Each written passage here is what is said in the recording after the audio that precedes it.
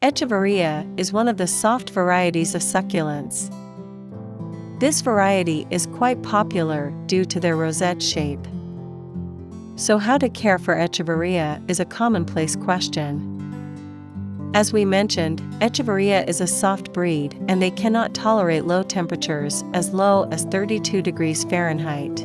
Bringing them inside in winter is highly recommended. If you have no space to keep them, placing a frost cloth on your succulents will work too.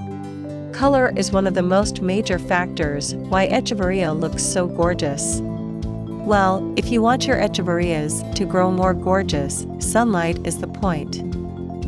For most Echeverias, at least 6 hours bright sunlight every day is enough. So windowsill is a good option. To prevent overwatering Echeverias, the watering method is quite important. The soak and dry watering method works for every Echeveria. Water the plants thoroughly, and allow excess water to drain away from the hole. The hole is necessary. In cold season, do it every 2 months. Besides, well-drained soil is another essential point. The quality of the soil greatly affects succulent growth.